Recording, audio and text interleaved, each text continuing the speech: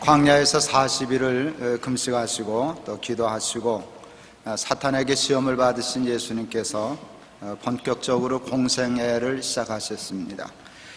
예수님의 사역은 산상수훈을 기점으로 시작됐다, 그렇게 볼 수 있습니다.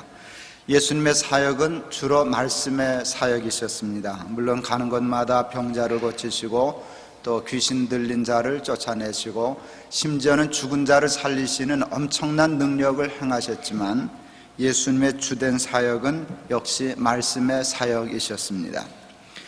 산상수훈으로부터 시작된 예수님의 설교는 참으로 기막힌 설교였습니다. 우리들이 알아듣기 쉽게 적절한 비유를 들어가시면서 천국의 비밀을 말씀해 주셨습니다. 사람들은 모두 예수님의 그 지혜와 능력에 대해서 감탄했습니다. 오늘 본문에도 보면 예수님이 고향 회당에 들어가셔서 말씀을 전하셨습니다. 사람들이 깜짝 놀랐습니다. 이 지혜와 이 능력이 어디서 왔느냐 할 정도로 사람들이 예수님의 말씀과 지혜에 놀랐습니다. 그러나 말씀과 능력에 감탄하고 감동하는 것과 믿는 것과는 별개였습니다. 참으로 불행한 일은 그와 같은 말씀과 그와 같은 능력에도 불구하고 결국 저들은 예수님을 영접하지 아니하고 배척했습니다. 저들이 예수님을 배척한 이유는 예수님이 마리아와 요셉의 아들이고 그 형제 야고보, 유다, 요셉 같은 형제들이 한 동네에 살고 있었기 때문에 좀처럼 예수님을 받아들이기가 어려웠었습니다. 물론 그와 같은 이유 때문에 갑자기 예수님을 하나님의 아들이라고까지 믿는 데는 조금 무리가 있었겠다, 이해할 수 있지만 그 말씀과 지혜의 능력에 감탄했으면 그럼에도 불구하고 이분이 선지자가 아닐까 하는 데까지는 마땅히 갔어야 옳다고 생각을 합니다. 그러나 예수님의 고향 사람들은 예수님을 선지자로도 받아들이지 않았습니다. 저는 오늘 본문의 말씀을 읽으면서 예수님의 고향 사람들이 불신과 배척의 꼬투리를 잡기 위하여 안달이 난 사람이구나 하는 생각을 했습니다. 어떤 이유와 어떤 꼬투리를 잡아서라도 안 믿겠다, 배척하겠다, 작심한 사람처럼 느껴졌습니다. 저들이 예수님이 마리아와 요셉의 아들이고 야고보와 유다와 요셉의 형님에도 불구하고 하시는 말씀과 행하시는 능력을 보아 저가 선지자임에 틀림이 없다, 최소한 그 정도는 생각했어야 공평하고 옳다고 할 수 있습니다. 그러나 저들은 예수님의 말씀과 능력에 감탄했음에도 불구하고 좀처럼 그를 받아들이거나 영접하거나 믿으려 하지 않았습니다. 우리 인간들에게는, 그것은 저와 여러분을 다 포함한 말입니다, 불신과 배척의 은사가 있는 것 같습니다. 어떻게 하면 안 믿을 수 있을까? 어떻게 하면 배척할 수 있을까를 곰곰이 연구하는 사람 같아들 보입니다. 저는 그것이 우리 속에 있는 원죄 때문이라고 늘 생각합니다. 어떻게 하든지 꼬투리를 잡아 하나님을 배척하고 어떻게 하든지 토를 달고 이유를 달아 하나님의 말씀에 흠집을 내려고 하는 본심이 우리에게 있는 것 같습니다. 마치 같은 극의 자석이 서로를 밀어내듯이 하나님을 밀어내고 하나님의 말씀을 밀어내고 배척하려는 본능이 저와 여러분에게도 있는 것 같습니다. 우리는 이 옳지 못한 본능과 늘 싸워야 합니다. 하나님을 배척하려 하고 하나님을 안 믿으려 하고 하나님을 배척하려고 하는 이 원죄적인 본능과 싸워야만 합니다. 그리고 하나님께 믿음의 은사를 달라고 열심히 기도해야 합니다. 저는 많은 은사가 있지만 가장 중요한 은사, 믿는 사람이라면 모두가 다 사모해야 할 은사 중에 하나가 저는 믿음의 은사라고 생각합니다. 하나님은 은사를 각기 달리 주십니다. 방언의 은사를 모든 사람에게 주시지 않습니다. 신유의 은사를 모든 사람에게 주시지 않습니다. 그러나 모든 사람에게 다 주시려고 하는 은사가 두 가지가 있지 않을까 생각했습니다. 하나는 사랑의 은사고 둘째는 믿음의 은사입니다. 이 은사는 다 받아야 할 성령의 은사입니다. 저는 설교 시간에 개인적인 얘기를 자주 합니다. 그건 제가 가지고 있는 설교에 대한 이해 때문입니다. 저는 단순한 성경의 주석이나 강해를 설교라고 생각하지 않고 그것은 내가 할 일이고 그것이 소화된 내 이야기를 하는 것이 저는 설교다라고 그렇게 생각했습니다. 제가 이해하는 설교는 예수 믿고 사는 이야기입니다. 그래서 금기시되는 개인의 얘기가 좀 많습니다. 늘 양해하시고 들어주시면 좋겠습니다. 말씀드리기가 참 조심스럽습니다마는 저는 비판의 은사를 받은 것 같습니다. 하나님은 저에게 어느 정도의 논리를 은사로 주신 것 같습니다. 신대원 졸업할 때 제가 제출한 논문이 칼빈주의 예정론 비판이었습니다. 논문을 비판으로 썼어요. 그 논문이 제가 초등학교 들어가서 신대원 다 졸업할 때까지 받은 유일한 상입니다. 공부해서 받은. 그만큼 공부를 잘 못했었다 그 소리죠. 하나님은 저에게 비판의 능력과 은사를 주신 것 같습니다. 저는 그 비판의 은사와 능력이 목회를 하는 데 있어서 매우 유익한 것이라고 생각하고 있습니다. 제게 만일 비판적인 능력이 없다면 어떻게 설교할 수 있고 복음을 제대로 가르칠 수 있겠습니까? 비판은 무조건 나쁜 것이다. 비난이 나쁜 것이지 비판적인 능력은 꼭 우리에게 필요한 것입니다. 그래서 저는 그와 같은 은사와 능력을 조금이라도 적게 주신 하나님께 늘 감사하고 있고 그 은사를 소멸하지 않으려고 나름대로 열심히 노력하고 기도하고 있습니다. 말씀드리기가 조금 더 조심스럽고 어렵습니다. 그러나 제 나름대로 제가 받은 하나님이 제게 주신 가장 큰 은사는 뭘까? 남과 비교해서 말고 제 자신을 놓고 볼 때 하나님이 제게 주신 가장 큰 좋은 은사가 무엇일까 생각했습니다. 그것은 비판의 은사가 아니라 믿음의 은사인 것 같습니다. 사랑하는 여러분, 저는 믿음의 은사를 받은 것 같아요. 이렇게 얘기하니까 좀 이상하죠? 저 양반은 오늘 왜 또 저러나 싶으실 텐데 믿음의 은사를 받은 것 같습니다. 저는 이제껏 살아오면서 하나님과 하나님의 말씀을 믿으려고 노력해보지를 않은 것 같습니다. 왜 노력하지 않았나? 그냥 믿어지니까 노력하지 않았어요. 그냥 그렇게 쉽게 믿어졌어요. 모태교인으로 자라났는데 대개 중고등학교쯤 가면 한 번은 회기를 거쳐야 하는데 저는 그게 오질 않았습니다. 저는 사춘기 때 난 좀 발달이 늦은가 하고 고민까지 해봤어요. 의심이 안 돼가지고. 이렇게 잘 믿어지는 은사를 받은 것 같습니다. 제가 제일 잘한 것은 설교를 듣는 것입니다. 설교를 하는 것보다 저는 설교 듣는 것이 좋습니다. 저는 설교를 참 잘 들었습니다. 은혜 받을 줄을 알았습니다. 감동받을 줄도 알았습니다. 제가 어렸을 때 노래를 불렀습니다. 오늘 이 설교 준비하다 생각하니까 우리 교회 바로 여기 아래 옛날 KBS 홀이 있었죠.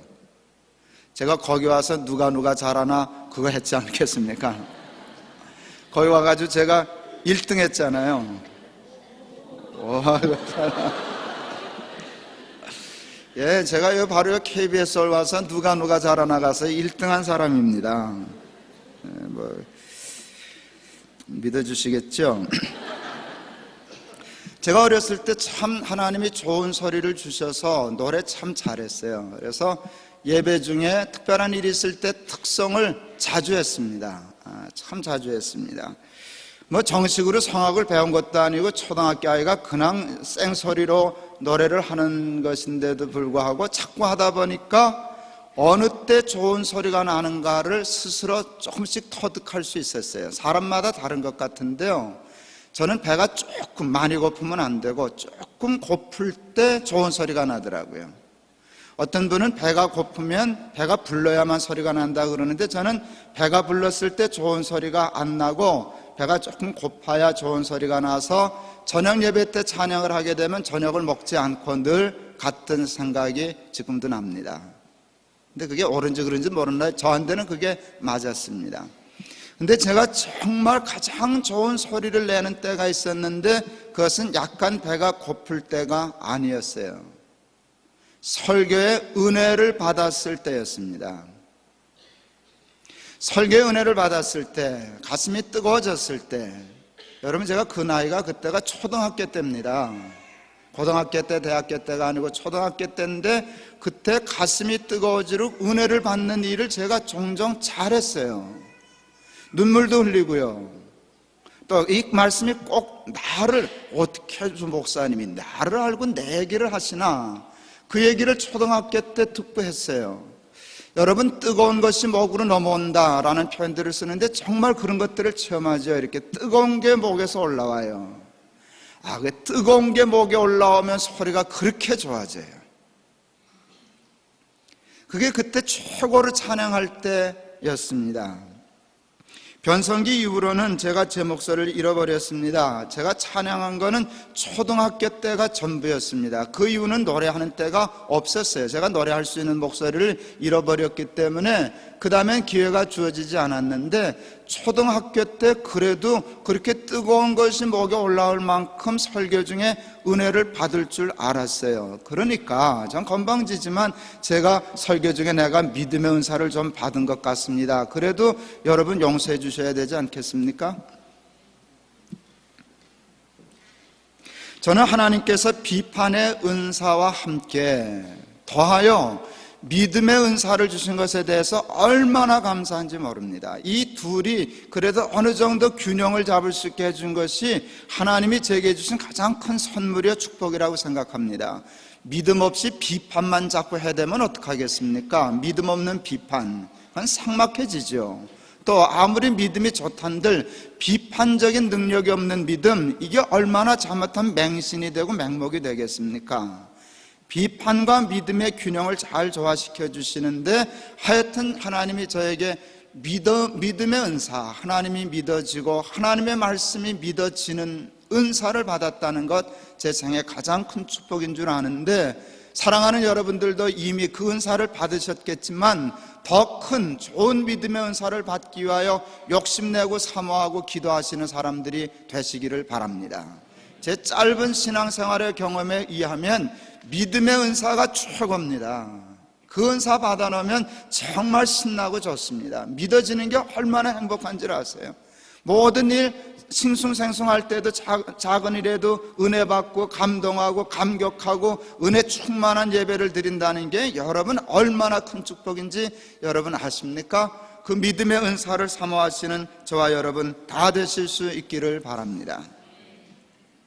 저는 예수님께서 겨자씨만한 믿음만 있어도 이 산을 명하여 저 바다에 빠지라 해도 그대로 된다 하신 말씀을 충분히 이해합니다. 충분히 이해하고 믿습니다. 때로는 너무 과장된 말씀이 아닌가, 어떻게 산이 바다에 빠지는가, 그렇게 생각할 수 있지만 저도 아직까지 산이 바다에 빠진 건 보지도 못했고 제가 산을 명하여 바다에 빠지라 해서 된 일도 없지만, 그러나 제 믿음은 정말 생각해보니 겨자씨보다도 작았는데, 저의 사람 됨됨은 내세우고 자랑할 것이 없어서 겨자씨보다도 정말 작은 사람이었는데, 그 믿음에 나타난 하나님의 능력들을 계산해 보니까 산이 바다에 빠진 것보다 훨씬 더 큰 일들이 내게 일어났구나 하는 것을 저는 이해할 수 있었어요. 그게 그 말씀이구나. 딴 사람은 난 모른다. 나를 보니까 그 말씀 맞다. 산이 바다에 빠진 것 100배 1000배 되는 일이 그동안 내 삶에 일어났구나, 그렇게 이해할 수 있었습니다. 믿음에 예수를 믿으면, 믿을 수 있으면 거기에 하나님의 능력이 역사합니다. 오늘 이 본문의 말씀 중에 제가 마음에 와닿은 말씀이 뭔가 하면, 저들이 예수님을 믿지 않으므로 거기서 예수님이 능력을 많이 행치 않으셨다는 말씀이 마음에 와닿았어요. 뒤집으면 저들이 예수님을 믿었다면, 배척하지 않고 영접했다면 그곳에서 하나님의 능력이 많이 나타나지 않았겠느냐, 믿음에는 하나님의 능력이 역사하는구나 하는 거 오늘 본문을 통해서 확인할 수 있었고, 제 짧은 삶이지만 돌이켜보면서 맞아, 그 말씀이 옳아. 믿으면 능력이 나타나. 겨자씨만한 믿음에도 산이 바다에 빠지는 것 같은 일이 일어나지 내 삶에도 있었는 걸 이 생각할 수 있었습니다. 모든 것은 믿음의 문제입니다. 짧은 삶을 돌이켜볼 때 여러분, 믿어진 것은 다 이루어졌습니다. 믿어지는 게 있어요, 여러분. 믿어진 것은 그대로 이루어졌어요. 기도하다가 믿음이 왔을 때, 확신이 왔을 때 그 기도는 이루어졌어요. 성경을 읽을 때 그 말씀이 이해되어지고 믿어질 때 그 말씀에는 여러분 반드시 능력이 나타났어요. 히브리서 11장에 있는 말씀, 믿음은 바라는 것들의 실상이요 보지 못하는 것들의 증거라 하신 말씀, 저는 충분히 이해합니다. 여러분, 말씀에는 능력이 나타나서요 처음에는 안 보이지만 믿음에는 반드시 증거와 실상이 그 하나님의 능력인데 증거처럼 꼭 남아 있더라고요. 개인적인 간증 얼마든지 할 수 있습니다. 오늘 설교 시간에 하고 싶은 간증이 있습니다. 여러분 이미 다 아시는 간증입니다. 91년 12월 1일 동안교회 목사로 부임했습니다. 그때 교인이 꽤 됐습니다. 건물은 빚어봤습니다. 많이 불편했습니다. 예배당을 새로 지어야 한다 하는 생각들이 있었습니다. 그때 저를 가까이 하는 친구 목사들이, 야, 동안교회 가지 마라. 가면 예배당 지어야 되는데 그거 얼마나 힘들고 저거 하냐. 예배당 잘 지어진 교회에서도 너 오라 그럴 수 있을 터인데 왜 하필 예배당 지을 교회를 가나. 난 그 얘기가 너무 비겁하고 인간적으로 들렸어요. 뭐 꼭 예배당 지으러 간다, 뭐 사명을 띠고 갈 필요는 없지만 예배당 짓는다고 도망가는 거, 그 믿음 가지고 무슨 목사를 할까? 짓게 되면 짓고 안 짓게 되면 안 짓지 뭐 그럴까 하는 마음으로 예배당 지으면 좋지 하는 마음 가지고 갔습니다. 동안교회가 예배당을 짓겠다는 계획을 가지고 그 당시로 보면 그 당시 1년 정도의 예산을 건축비로 비축해 놓고 있었습니다. 어느 날 새벽 기도 후 성경을 읽으면서 묵상할 때 그때 하나님이 제게 읽게 하시고 묵상하게 하신 말씀은 우리가 잘 아는 마태복음 6장 33절의 말씀이셨습니다. 너희는 먼저 그의 나라와 그의 의를 구하라. 그리하면 이 모든 것을 너희에게 더하시리라 하는 아주 잘 아는, 늘 읽던 말씀이셨습니다. 근데 그 말씀이 그렇게 이렇게 살아나기 시작했어요. 여러분, 말씀이 이렇게 살아나는 때가 있지 않습니까? 말씀이 살아나기 시작했어요. 그 말씀이 정말 저에게 말씀하기 시작했어요. 그러니까 그 말씀 하나 놓고 묵상하면서 생각으로 하나님과 저는 이제 중얼중얼거리면서 대화하는 것이죠. 그게 이제 저한테는 기도인데요. 제가 그 말씀을 묵상하기 바로 전 주일날 설교 때 그게 바로 제가 부임한 주일 설교인데 제가 설교하면서 그랬어요. 예배당 짓는 거 다 좋고 겁도 나지 않지만 밤낮 동안교회가 우리 땅만 사고 우리 예배당만 짓다 말겠습니까? 이번에 예배당을 새로 짓는다면 세 번째 예배당을 짓는 일인데 30몇 년 동안에 예배당을 세 번이나 짓도록 복을 받은 교회가 얼마나 되겠습니까? 그런데 이번에는 우리 예배당 짓기 전에 11조 좀 합시다. 50억 예배당을 짓는다 그랬는데 50억 예배당을 짓는다면 11조 떼서 5억 정도는 개척교회를 지어줄 줄 알아야 그게 큰 예배당 짓는 사람의 시기요 마음의 자세가 아니겠습니까? 그래서 그때 얘기했어요. 큰 예배당 지으려면 조금 더 힘들지만 5억 더 연보해서 11조 예배당 개척교회를 짓자 그랬어요. 그랬더니 교인들이 아멘 그러더라고요. 여러분, 목사 와서 부임 설교하는데 노멘 하겠어요? 아멘 하지. 제가 그때 믿어졌어요. 그 설교할 때 믿음, 맞아, 이게 정말 기가 막힌 하나님이 주신 생각이다. 그대로 하면 50억 예배당 문제없다. 제가 그때부터 알았거든요. 믿어지는 건 된다.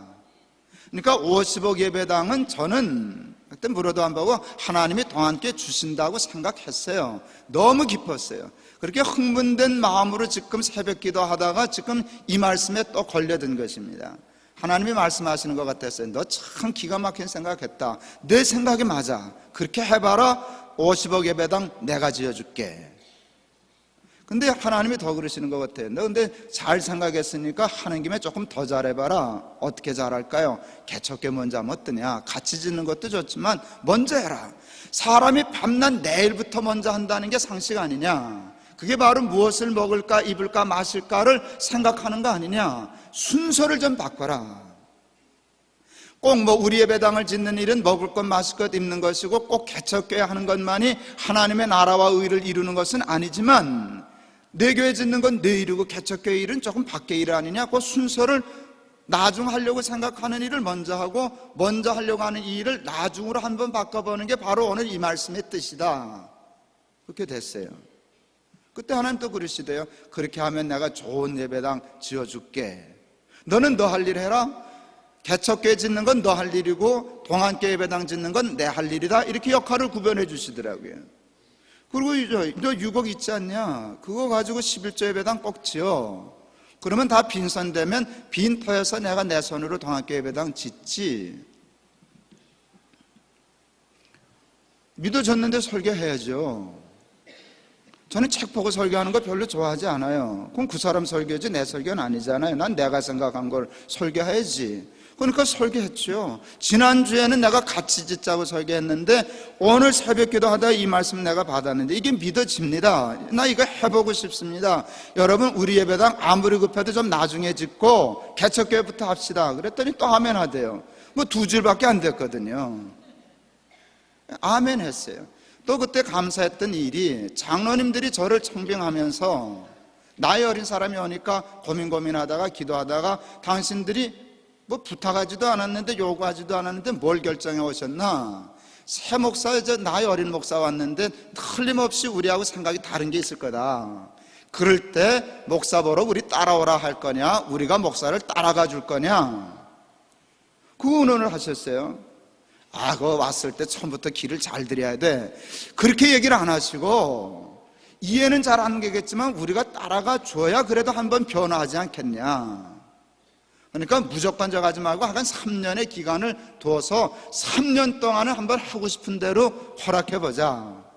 그렇게 해가지고 뭘 썼나? 담임 목사 하는 일을 하여간 3년 동안은 반대 안 해주겠다는 각서를 써주셨어요. 그게 동안교회 장로님들이 하신 일이에요. 난 그런 거 있는 줄 모르고, 알았으면 그거 달라고 요구했죠. 근데 그런 걸 몰랐으니까 그런 법을 그냥 가겠다 했더니, 내가 간다고 얘기했을 때 당신들끼리 모여서 그 회에서 도장 찍어 왔어요.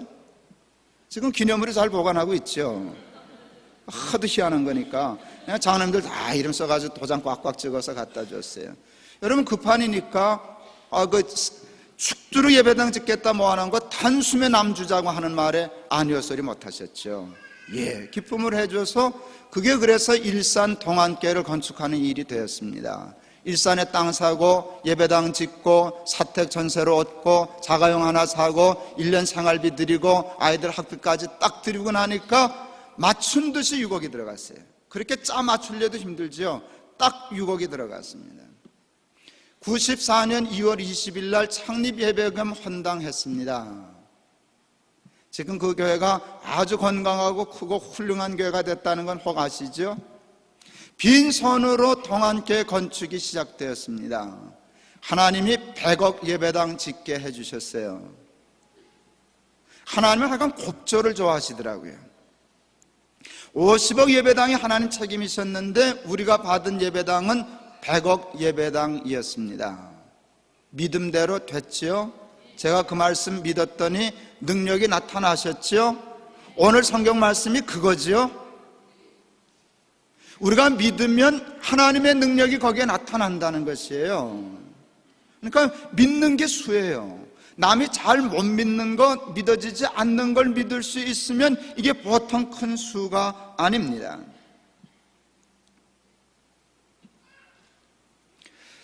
하나님의 말씀이 언제나 상식을 벗어나는 게 아니에요. 저는 하나님이 참 상식적이신 분이라는 생각을 늘 갖고 있어요. 합리적이고 상식적인데 인간의 합리와 상식만을 가지고는 하나님을 붙잡아 둘 수가 없어요. 하나님 너무 크시기 때문에. 그러니까 하나님이 비상식이 아니라 초상식으로 가는 때가 있어요. 그 초상식이 우리는 그냥 비상식으로 보이죠. 그럴 때가 그렇게 많은 건 아니지만 그럴 때는 상식을 믿어야 할까요? 하나님을 믿어야 할까요? 하나님을 믿어야 돼요. 인간의 상식은 우리 예배당 짓고 그 다음에 개척교회 하자, 그것이에요. 근데 그 상식대로 살아보면 개척게 할 힘이 안 생겨요. 밤낮 우리 할 일이 쪼들려가지고 그거 죽도록 잘 못하더라고요. 하나님의 식대로 유곡 딱 있을 때 눈 감고 개척해야 하니까 할 수 있었어요. 근데 그것 때문에 동안깨가 안 됐나? 아니요, 곱절이나 됐어요. 그러니까 그와 같이 마찰이 있을 때는 내 상식과 경험과 세상을 믿는 것이 아니라 하나님이 주신 마음과 믿음을 따라가는 게 수라고 믿습니다. 그게 믿음의 은사가 아니겠습니까? 저는 솔직히 요즘 또 그와 같은 생각에 사로잡혀 있습니다. 높은 뜻 숭의교회도 잘 되려면 사람이 잘해서 잘 되는 게 아니라고 저는 생각합니다. 그건 기본이고, 하지만 최선을 다하고 잘해야 하지만 사람 때문에 교회가 되는 것은 아닙니다. 일이 되는 것은 결국 하나님의 축복에 달려 있습니다. 하나님이 기뻐하시나, 하나님의 능력이 역사하시는가, 거기서 게임이 되는 것입니다. 높은 뜻 숭의교회가 잘 되려면, 우리가 바라고 소망하는 것이 이루어지려면 하나님 기뻐하시는 일을 해야 되고 하나님을 믿어드리는 일을 해야 됩니다. 높은 뜻 숭의교회를 지금 목회하면서 가장 욕심나는 게 뭔지 아세요? 가장 큰 기도의 제목이 뭔지 아세요? 하나님 교육관 하나 주세요. 이거 큰 기도입니다. 큰 기도입니다. 제 기도는 아주 구체적입니다. 뭐 주세요? 어느 땅 주세요? 근데 그게 잘 안 됩니다. 쉽지 않죠. 괜히 그 또 어느 땅 저 소문나면 땅값 올라갈까 봐. 그냥 저게 있어야 그래도 앞으로 10년 20년 내다보고 우리 아이들 키울 수 있는데, 우리 예배당은 너무 좋아요. 저는 사실 어른들을 위해서는 이렇게 있는 건 뭐 너무 사양할 건 없지만, 예배당 이보다 안 좋으면 예배 못 드릴 건 뭐 있어요. 좁아서 그랬지 난 체육관 참 좋았어요. 우리 체육관에서 예배, 이게 좁아서 왔지, 좁지만 않으면 거기 얼마든지, 난 뭐 평생을 거기서 예배 드리라 그래도 조금도 뭐 불만 없어요. 아, 좋죠. 근데 애들은 아니에요. 제가 볼 때 이게 학교고 예배시설은 여기인데, 여러분 아이들은 지금 어디서 예배를 드려야 되는가 하면 교실에서 예배를 드려야 돼요.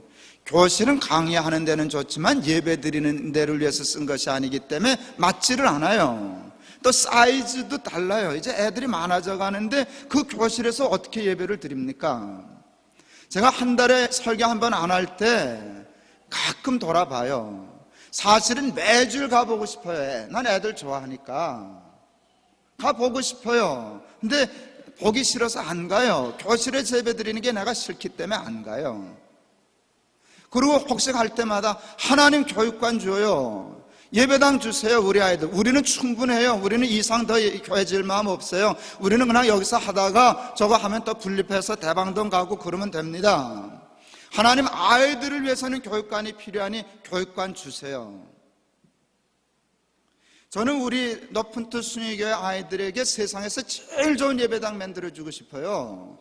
제일 좋은 시설을 한 교육관 만들어주고 싶어요. 단 몇 명이 있어도 거기서 우리 아이들 기르고 싶어요. 어른보다 애들이 중요하지 않습니까? 애들이야 어른이야 천막 치고 있어도 되지만 애들은 그런 게 아니거든요. 뭐 하나도 의자도 반듯한 거, 예쁜 거, 그래야 하나님 앞에 예배 드릴 때 신령과 진정으로 드리는구나를 묵시적으로 또 공부할 수 있는 것 아니겠습니까? 저는 빚을 지고라도 교육관 짓겠어요. 그 빚을 평생 십자가처럼 지고 가래도 아이들한테 좋은 일이라면 해야지요. 어른은 그거 하려고 어른이지 뭐 어른이 밥 먹자고 그 일을 합니까? 아이들한테 좋은 일이라면 그래, 내 죽을 때까지 그 빚 다 못 갚고 그리고 쩔쩔매도 내 아들 보라 갚으라고 해도 그 일은 해야지 할 마음의 생각이 있습니다. 그러나 저는 우리 아이들과 청년들에게 세상에서 가장 좋은 예배실과 교육관을 마련해 주기 위하여 밤낮 그것만 생각하면 안 된다고 생각해요. 그거는 제가 마련할 수 있는 일이 아닌 것 같아요. 왜? 해보니까 안 되더라고요. 그러면 그건 누가 손을 대주셔야 되는가? 하나님이 손을 대주시면 될 거예요. 안 팔아요. 지 마음이지. 하나님 마음은 딴 데 있지. 그건 안 판다는 건 자기 마음이고, 우리가 정말 믿어서 하나님이 그거 안 되겠다고 숭유교회 줘야 되겠다 하면 팔아요. 그렇게 되는 거지 않습니까? 내가 너무 무식합니까? 아니요, 그게 여러분 제 믿음이에요. 그러니까 힘든 일이 있을 때마다 이건 내 힘으로 안 된다, 하나님이 손대셔야지. 하나님도 난 그렇다고 싸구려로 때려서 사고 싶지 않아요. 그 사람 손에 끼치는 거 저는 원치 않거든요. 제값 주고 정당한 값 주고 그러고 싶어요. 하나님께 열심히 기도하면 그냥 헐값으로 사는가 보다. 난 그런 생각 없어요. 왜 우리가 멀쩡한데 남의 땅을 헐값으로 사겠어요? 그거는 좋은 일이 아니에요. 정당한가. 그러나 교인들의 헌금이니까 저 줄 필요도 없고 덜 줄 필요도 없고 하나님이 아주 잘해 주실 거라고 저는 생각을 해요. 그러니까 또 무슨 생각이 되나, 나름대로 하다 안 되니까 옛날 동학교회, 그렇지, 동학교회 그거 지을 때 내가 짓지 않았지, 나는 개척교회 지었지. 내가 지은 건 아니지만 우리는 개척교회지. 그거는 6억이니까 할 수 있었지 않는가. 그 다음에 백옥공사는 하나님이 하셨지. 동안교회 공사는 누가 뭐래도 하나님이 하신 공사입니다. 만 2년 동안 하루도 약속 날짜가 어그러지지 않았어요. 약속한 날 공사가 끝났어요. 여러분, 땅을 팠는데요, 15톤 덤프 트럭으로 4,000대 흙을 퍼나갔어요.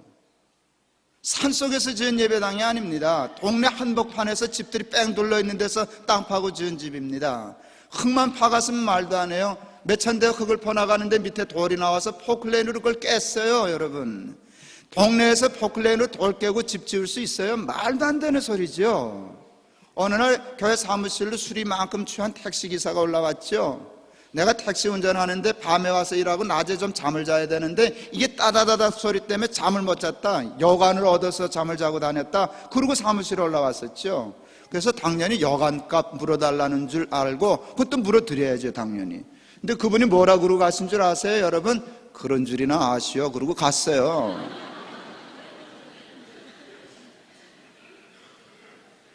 그거는 사람이 지어서는 할 수 없는 일이에요. 하나님이 하시니까 그냥 알아서 다, 그냥 공짜로 누워서 진 예배당은 아니지만 할 수 없는 일들이 다 되면서 되더라고요. 그게 믿음의 능력이더라고요. 그 믿음의 능력이 우리 높은 뜻 숭유교회에도 저는 나타나야 된다고 생각합니다. 아마 우리 높은 뜻 숭유교회가 욕심 부리고 교육관만 위해서 이랬다면 올해 10억도 모았을 겁니다. 마음 먹고 고기만 욕심 부렸으면 그보다 조금 더 모았을 가능성도 있습니다. 우리가 올해 그래도 20억 좀 넘어 결산할 판인데 교육관 오로지 교육관만 생각했다면 다른 건 다음에, 예배당 진 다음에, 그랬으면 10억도 훨씬 넘어 모았을 것이고 2003년도 내년도 예산 올해보다 훨씬 더 많아지는데 그 돈을 엄청나게 떼서 웬만한 땅이라고 하면 작년 올해 예산과 내년 예산만 가지고도 살 만큼 돈 모을 수 있죠. 근데 우리 돈 없어요. 안 모았어요. 다 썼어요. 아시지 않아요?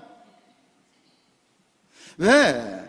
그건 사람의 사고방식이고 수고, 하나님의 식은 다르더라. 그래도 높은 수익교회가 이제 작지 않은 교회가 되는데 아무리 큰 교회라도 나급하다고 내 땅, 우리 교육관, 물론 그렇지만 그것만 생각하고 구제도 안 하고 선교도 안 하고 온 세계가 그렇게 하면 그게 하나님의 마음에 드는 교회겠느냐? 하나님의 식대로 나가자. 구제하고 예배당 짓자, 교육관 짓자, 선교할 거 하고서 짓자. 우리는 교회가 이제 시작된 지 얼마 안 돼서 나가는 데가 종류가 많지 않지 않습니까? 몇십만 원, 몇백만 원 이렇게 잔돈을 여러 군데 뿌리는 것보다 그런 다른 교회들이 잘하니까 큰 목 하나씩 하자, 모아서 하나 해도 반듯하게 하자, 잘해보자. 그래서 수제연금을 해도 남보다 많이 하고, 어디 볼고그라들 가도 그렇고 뭘 해도 최소한 몇 천만 원 단위에서 그래도 우리가 억 단위로 놀지 않았습니까? 그러니 돈이 없죠. 근데 여러분, 이게 엉뚱한 짓이 아니고 하나님 믿고 하나님의 식이라고 생각해서 했다면 하나님이 그것을 너 참 용타, 내가 내 마음 안다 라고 인정해 주셔서 그것을 믿음이라고 인정해 주시면 거기에 우리 손으로 할 수 없는 하나님의 역사와 능력이 나타난다고 저는 믿습니다. 그러니까 지금 안 주셔서 애가 조금 타지만 신경 안 씁니다. 하나님 나보다 더 바쁘시겠지. 애들 내가 사랑하나 하나님이 더 사랑하시겠지. 높은 뜻 숭유교에 뭐 필요한지 하나님 모르실까? 다 아시겠지. 아직도 우리 믿음이 좀 부족한가 보다. 저는 엉뚱한 생각까지 잘하지 않습니까? 개척교회를 먼저 지어야 되나? 그 생각하는 거예요. 말씀이 조금 곁으로 나간 것 같습니다. 얘기하려고 하는 건 뭔가 하면 믿음에는 능력이 따른다는 것이에요. 하나님을 믿을 수 있으면 믿음으로 한 일에는 하나님의 능력이 반드시 역사하더라는 것이에요. 오늘 이 시간 여러분의 믿음과 삶을 한번 돌이켜 보실 수 있기를 바랍니다. 여러분에게는 믿음의 은사가 있으십니까? 여러분은 하나님과 하나님의 말씀이 잘 이해되어 주시고 믿어지십니까? 때로는 상식을 벗어나는 일들이 있는데 그때는 상식을 쫓아가지 않고 하나님을 쫓아가신 경험이 있으십니까? 그 경험 속에 하나님의 약속하신 증거와 실상이 나타나서 여러분 뭐 이제껏 예수 믿으면서 간증할 거 있습니까? 저는 찬송 중에 이 찬송 좋아요. 예수 믿는 것은 받은 증거 많도다. 믿음은 증거가 있어야죠. 받은 증거 많도다. 예수 귀한 예수 믿음 더욱 줍소서. 믿었더니 증거가 많아. 받은 축복이 많아. 그러니까 이제 딴 거 욕심이 없어요. 믿음이 생겨야 되겠구나. 예수 귀한 예수 믿음 더욱 줍소서. 이 찬송이 여러분의 찬송이 되셨습니까? 어느 특정한 교단을 예로 들어서 참 조심스럽고 그렇습니다. 제가 오늘 설교 중에 예로 들고 싶은 교단은 순복음교회 교단입니다.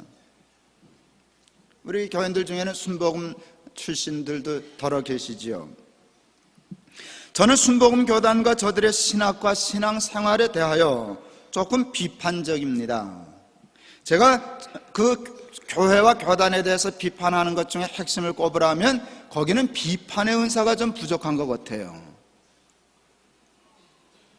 그럼 저는 비판할 수 있는 능력이 참 중요하다고 생각하는데 그 기능이 좀 약화되고 무시되는 경향이 좀 많아서 내 마음대로 얘기하면 조금 마음에 안 든다 싶은 생각이 있어요.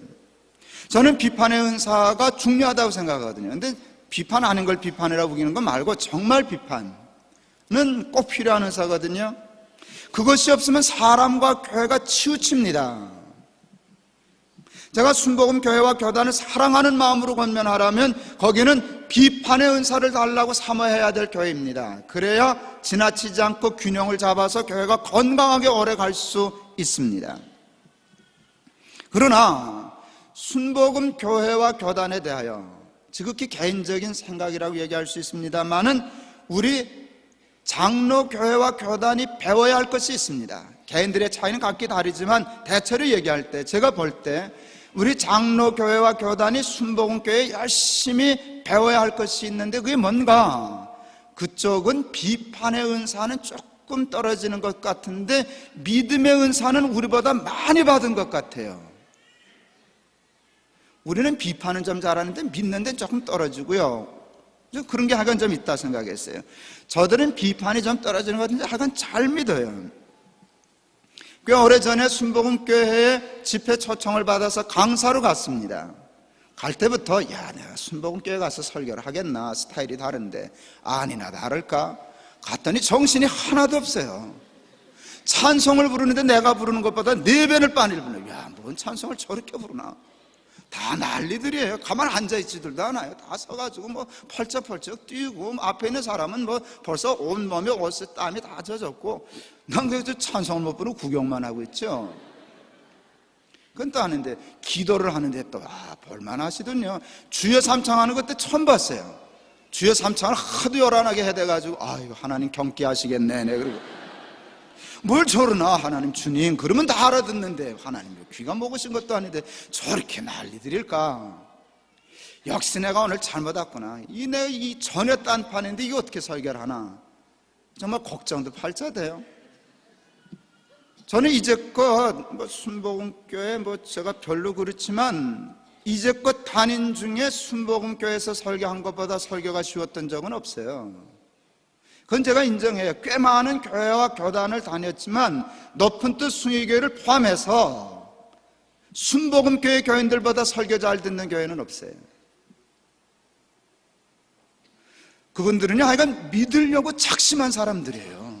그래서 목사가 조심해야 돼요. 그들은 뭐라고 얘기해도 믿으니까 잘 얘기해줘요. 엉뚱한 소리 하면 나중에 목사 심판받죠. 그러니까 순복음교회는요, 목사가 위험한 교회예요. 교인들이 하도 잘 믿어주고 따라지니까 이게 쏟고 취하기가 쉽겠더라고요. 남의 교회 다니기 자꾸 얘기해서 미안해. 어제 한번 갔더니 기도원에 집회하러 갔더니 와, 거기는 목사가 왕 같대요. 앞에 안내하는 분이 강사님 가십니다, 강사님 가십니다 하고 길을 쳐.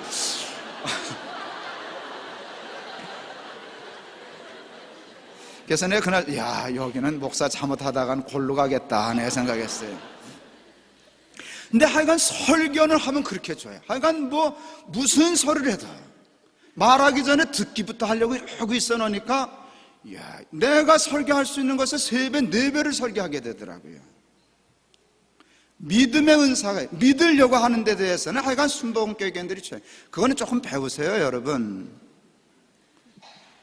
하나님 앞에 비판의 은사, 장로교 이쪽에 은사를 최대한 살리면서 저 순복음교회 저들이 가지고 있는 애기 같은, 어떻게 보면 지나치게 얘기하면 바보 같아 보이는 그 믿음을 좀 배울 필요가 우리가 있습니다, 여러분. 난 그게 안 되지만. 자, 그래서 이 다음에 어디 목사 청빙할 때 부목사님 한 분이라도 오면 주여 삼창할 줄 아냐? 그거 물어보고 좀 데려와야 되겠어요. 이게 다 우리 지금 네 목사는 다 똑같아가지고 이게 주여 삼창을 못하거든요. 이게 꼭 좋은 게 아니. 누구 나서 주여 삼창도 하고 병원 고친다고 안수도 하고 이런 사람도 있어야 교회가 균형을 잡아서 가지. 이래가지고 이게 교회가 되겠나? 또 그럼 밤낮 소리 지르고 주여만 했어도 되겠나요?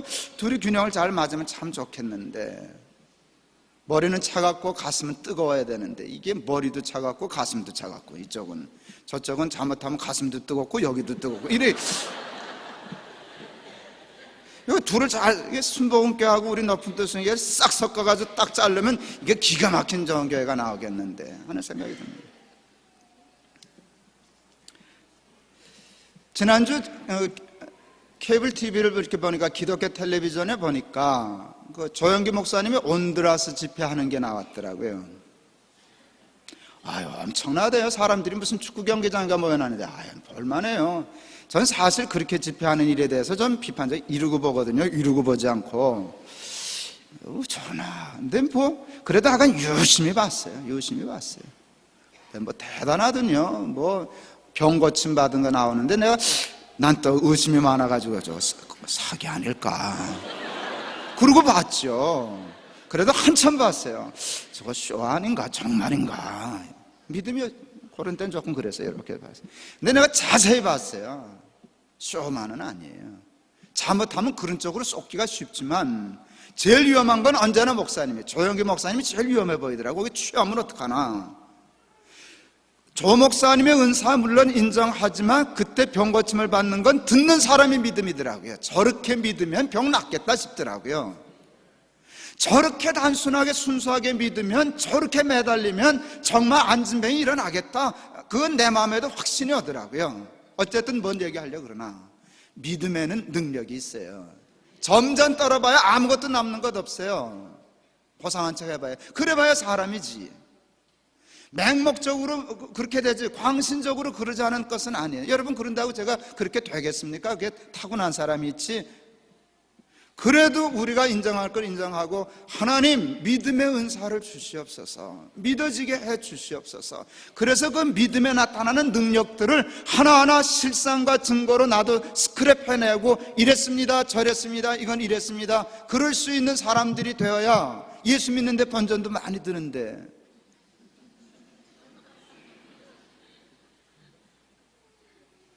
다 번전치고도 수지 맞는 장사했다. 세상에 예수 믿는 것보다 수지 맞는 게 없다.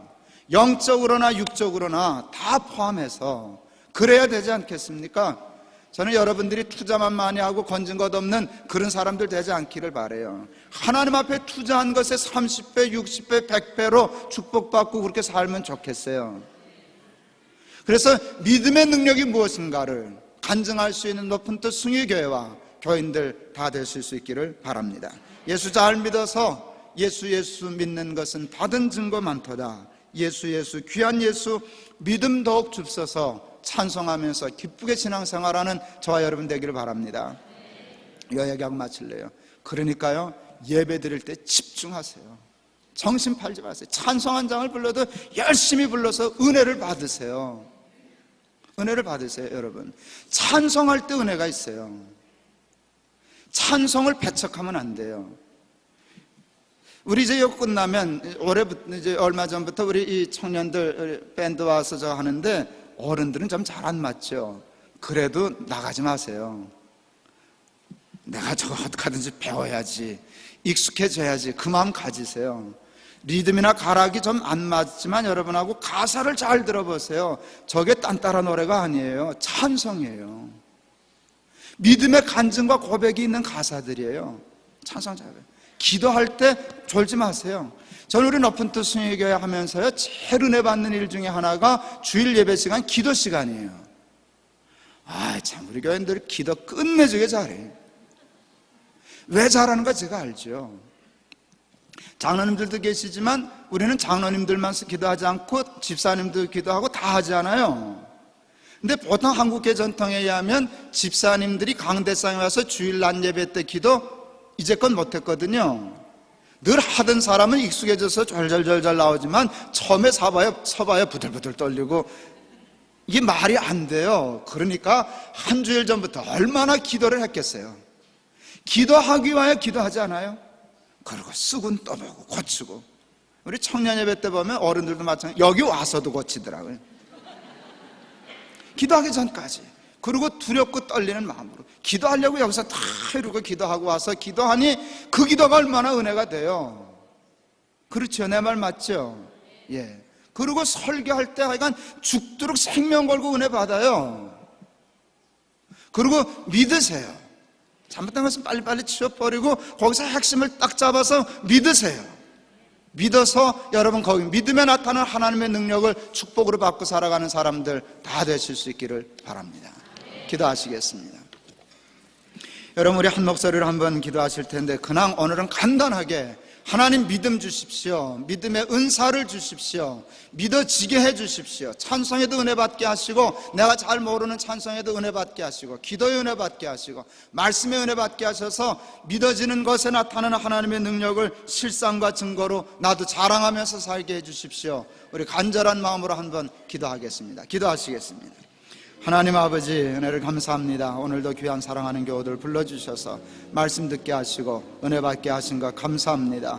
사랑하는 교우들에게 하나님 사랑의 은사를 주시옵소서, 믿음의 은사를 주시옵소서. 물론 비판의 은사도 저들에게 허락해 주시겠거니와 여러분, 믿음 없는 비판이 되지 않게 하시고 사랑하는 교우들에게 하나님 비판 있는 믿음을 은사로 받게 하여 주시옵소서. 찬송의 은혜 받게 하시고 기도의 은혜 받게 하시고 말씀의 은혜 받게 하시사 늘 은혜 충만한 삶을 살게 하시고 믿음 속에 나타나는 하나님의 역사와 능력을, 그 증거와 실상을 자랑하며 간증하며 살 수 있는 우리 높은 뜻 순회교회와 교인들 다 되게 우리 하나님 축복하여 주옵소서. 우리 사랑하는 교우들 예수 잘 믿는 사람 되게 하여 주옵소서. 믿음의 은사를 가장 많이 받은 교인들 되게 하여 주옵소서. 우리 높은 뜻 순회교회가 믿음의 복을 받을 수 있도록 하나님 축복하여 주시옵소서. 역사하여 주시옵소서. 하나님 감사합니다. 높은 뜻 순회교회에 세워주신 하나님, 이 교회를 하나님이 세워주옵소서. 사람 암만 많이 모여도, 아무리 똑똑한 사람 모여도, 아무리 부자 많이 와도 교회는 안 됩니다. 하나님이 하셔야 교회가 됩니다. 하나님의 식대로 순종하여 살겠사오니, 예수님 믿겠사오니, 믿음대로 살겠사오니, 하나님 우리를 떠나지 마시고 버리지 마시고 능력으로 역사하여 주시옵소서. 예수 그리스도 이름을 받들어 기도하옵나이다. 아멘.